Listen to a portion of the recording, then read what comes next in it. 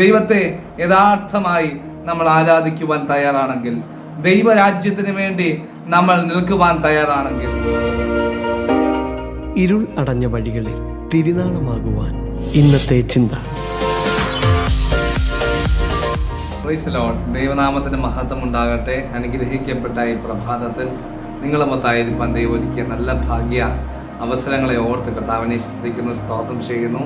നമുക്ക് ലഭ്യമാകിയിരിക്കുന്ന സങ്കീർത്തന ഭാഗമെന്ന് പറയുന്നത് 113 സങ്കീർത്തനമാണ്. അനുഗ്രഹിക്കപ്പെട്ട ഈ സങ്കീർത്തനത്തിൻ്റെ രചയിതാവിനെ പറ്റി കൃത്യമായ ഒരു വിവരണം നമുക്ക് നൽകുന്നില്ലെങ്കിൽ പോലും വളരെ മനോഹരമായ ഈ സങ്കീർത്തനത്തെ പറ്റി നമുക്ക് ചില കാര്യങ്ങൾ ചിന്തിക്കാമല്ലോ.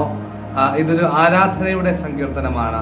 ആരാധനയുടെ സങ്കീർത്തനം എന്ന് പറയുമ്പോൾ ദൈവത്തെ സ്തുതിക്കണം എന്ന് പറയുന്ന അനുഗ്രഹിക്കപ്പെട്ട സങ്കീർത്തനം. ഈ സങ്കീർത്തനം തുടങ്ങുന്നത് തന്നെ യഹോവയെ സ്തുതിക്കുവിൻ എന്ന് ആഹ്വാനം ചെയ്തുകൊണ്ടാണ് ഈ സങ്കീർത്തനം തുടങ്ങുന്നത് തന്നെ.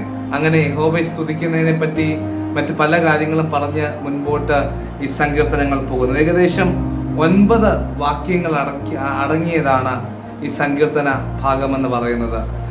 ദൈവത്തെ ഒരു മനുഷ്യൻ ആരാധിച്ചാൽ, ദൈവത്തെ ഒരു മനുഷ്യൻ വേണ്ട വിധത്തിൽ മഹത്വപ്പെടുത്തിയാൽ, ദൈവത്തിന് വേണ്ടുന്ന കാര്യങ്ങൾ, ദൈവരാജ്യത്തിന് വേണ്ടിയുള്ള കാര്യങ്ങൾ ഒരു മനുഷ്യൻ ചെയ്താൽ, അവൻ്റെ ജീവിതത്തിൻ്റെ അകത്ത് ദൈവം ഏതൊക്കെ വിധേന വ്യത്യാസങ്ങൾ വരുത്തുന്നു എന്നുള്ളതിനെ പറ്റി പറയുന്ന ഒരു അനുഗ്രഹിക്കപ്പെട്ട സങ്കീർത്തനമാണ് 113 സങ്കീർത്തനം എന്ന് പറയുന്നത്. പ്രിയപ്പെട്ടവരെ, ആരാധിച്ചാൽ അല്ലെങ്കിൽ ദൈവത്തെ മഹത്വപ്പെടുത്തിയാൽ, ദൈവരാജ്യത്തിന് വേണ്ടി പ്രയോജനപ്പെട്ടാൽ ദൈവം ജീവിതത്തിൻ്റെ അകത്ത്, സാഹചര്യത്തിൻ്റെ അകത്ത് മാറ്റങ്ങളെ വരുത്തുമെന്നുള്ളത് 100% ഉറപ്പായ കാര്യമാണ്. നമ്മുടെ ഏവരുടെയും ജീവിതത്തിൻ്റെ അകത്തിലൊക്കെയും ദൈവരാജ്യത്തിന് വേണ്ടി പ്രയോജനപ്പെട്ടതുകൊണ്ട് എല്ലാ നിലകളിലും, ആത്മീക നിലവാരത്തിലും ഭൗതിക നിലവാരത്തിലും ഒരുപാട് വ്യത്യാസങ്ങൾ നമ്മുടെ ജീവിതത്തിൻ്റെ അകത്തിൽ ഉണ്ടാകുന്നതായിട്ട് നമ്മൾ കാണുന്നുണ്ട്. നമ്മുടെ പിതാക്കന്മാരൊക്കെയും അവരെ ഒന്ന് പരിശോധിച്ച് നോക്കിക്കഴിഞ്ഞാൽ, ദൈവരാജ്യത്തിന് വേണ്ടി എന്തെങ്കിലും കിട്ടുമെന്ന് കരുതിയോ എന്തെങ്കിലും നേടുമെന്ന് കരുതിയോ ഒന്നുമല്ല അവർ ദൈവരാജ്യത്തിന് വേണ്ടി, ദൈവിക ആരാധനയ്ക്ക് വേണ്ടി ഇറങ്ങിത്തിരിച്ചത്. പക്ഷേ അവരുടെ ജീവിതത്തിൻ്റെ അകത്ത് എല്ലാ മേഖലയിലും, ആത്മീക ഭൗതിക മേഖലകളിൽ അവർ അനുഗ്രഹിക്കപ്പെട്ടു എന്ന് നമുക്ക് മനസ്സിലാക്കുവാൻ സാധിക്കുന്നുണ്ട്. ഇവിടെ പറഞ്ഞിരിക്കുകയാണ്, അതിൻ്റെ 7ാമത്തെ വാക്യത്തിൽ പറഞ്ഞിരിക്കുന്നു, അവൻ എളിയവനെ പൊടിയിൽ നിന്ന് എഴുന്നേൽപ്പിക്കുകയും. അവൻ എളിയവനെ പൊടിയിൽ നിന്ന് എഴുന്നേൽപ്പിക്കുന്ന ദൈവമാണ്. ജീവിതത്തിൻ്റെ ഏതെങ്കിലും സാഹചര്യത്തിൻ്റെ അകത്ത് കുഴഞ്ഞ് എവിടെയെങ്കിലും വീണ് കിടക്കുന്ന ഒരു വ്യക്തിയാണ് താങ്കളെങ്കിൽ, നിങ്ങളുടെ ജീവിതത്തിൻ്റെ അകത്ത് നിങ്ങൾ ഏത് പൊടിയിൽ കിടക്കുന്ന അവസ്ഥ പോലെയും നിങ്ങൾ കിടക്കുന്ന ഒരു വ്യക്തിയാണെങ്കിലും, ആ അവസ്ഥയ്ക്കകത്ത് നിന്ന് ദൈവത്തിന് നിങ്ങളെ പിടിച്ചെഴുന്നേൽപ്പിക്കുവാനായിട്ട് സാധിക്കുവാനായിട്ട്. ബൈബിളിൻ്റെ അകത്ത് ആ ഒരു ഭാഗത്ത് ഇങ്ങനെ പറയുന്നുണ്ട്, ഒരു മകൻ ചന്ദ്രരോഗിയായിട്ട് യേശുവിൻ്റെ അടുക്കൽ വന്നുവെങ്കിലും ശിഷ്യന്മാരുടെ അടുക്കൽ പ്രാരംഭ സമയത്ത് വന്നു, അവർക്ക് അവനെ സൗഖ്യമാക്കുവാൻ കഴിഞ്ഞില്ല.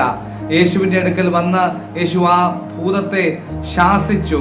അവൻ പെട്ടെന്ന് താഴേക്ക് വീഴുന്ന ഒരു ഭാഗമുണ്ട്. അവിടെ നിന്ന് യേശു കർത്താവ് അവനെ എഴുന്നേൽപ്പിച്ചതായിട്ട് ബൈബിളിൻ്റെ അകത്ത് കാണുന്നുണ്ട്. ആ എഴുന്നേൽപ്പ് എന്ന് പറയുന്നത് അവൻ്റെ ജീവിത സാഹചര്യത്തിൻ്റെ അകത്ത് ഒരുപാട് മേഖലകളിൽ അവൻ വീണവനായിരുന്നു. പിശാച് അവനെ പലതവണ തള്ളിയിട്ടു, വെള്ളത്തിലും തീയിലും ഒക്കെയും തള്ളിയിട്ടു. പക്ഷെ ജീവിത സാഹചര്യത്തിൻ്റെ അകത്ത് നിന്ന് അവനെ ദൈവം എഴുന്നേൽപ്പിച്ചതായിട്ട് ബൈബിൾ പറയുന്നുണ്ട്. അങ്ങനെയെങ്കിൽ ഒരു ഉറപ്പായ കാര്യമാണ്, ദൈവത്തെ ആരാധിച്ചാൽ, ദൈവത്തെ മഹത്വപ്പെടുത്തിയാൽ അവൻ നമ്മൾ ഏത് താഴ്ചയുടെ അനുഭവത്തിലാണെങ്കിലും അവൻ നമ്മളെ എഴുന്നേൽപ്പിക്കുവാനായിട്ട് ഇടയാകും. 2ാമത് പറഞ്ഞിരിക്കുന്നു, ദരിദ്രനെ കുപ്പയിൽ നിന്ന് ഉയർത്തുകയും ചെയ്തു. നമ്മുടെ ദൈവത്തിന്റെ പ്രത്യേകത എന്ന് പറയുന്നത്, നമ്മൾ താഴ്ചയിൽ നമ്മളെ എഴുന്നേൽപ്പിക്കുക മാത്രമല്ല, നമ്മളെ ഉയർത്തുക തന്നെ ചെയ്യും.